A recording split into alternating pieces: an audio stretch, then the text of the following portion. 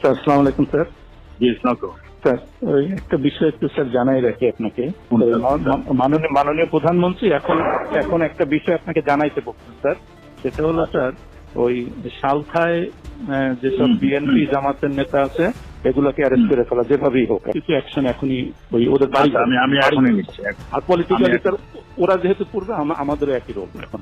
ওকে, ঠিক আছে। From your intelligence source যে এরপরে যদি কোনো এসিল্যান্ড অফিস, ইউনো অফিস, থানা বা এই জাতীয় কোনো আক্রমণ হয় তাহলে বিএনপি জামাত এবং হেফাজতের ওই নেতাদের বাড়িতে আক্রমণ হয়। যে সকল ভূমি অফিসে জমির রেজিস্ট্রি দলিলপত্র যেগুলো এই হেফাজত জামাত নষ্ট করবে, একইভাবে তারা কিন্তু ওই তাদের জমি জমা আর পাবে না, জমি জমা হিসাব দলিলপত্র তারা পাবে না বা রেকর্ডপত্র আমরা আর দেবো না। পলিটিক্যালি লোকালি রিয়েক্ট করা, মানে আমাদের ভাঙলে তাদেরও ভাঙবে।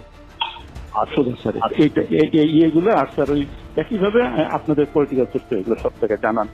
এই সার যাচ্ছে যে সালটায় যেভাবে হোক বেশ কিছু অ্যারেস্ট হয়ে যায় বাড়ি করে। আমি আচ্ছা, আরেকটা জিনিস ওনার সঙ্গে আমি কি ওই যে ইসের চার্জশিট আজকে হচ্ছে সাফি হুজুরের যে হত্যা, স্যার এখানে মামুনের সংশ্লিষ্টটা আমরা এটা খুঁজে পাইনি, কিন্তু বাবুনগরীরটা পাওয়া গেছে।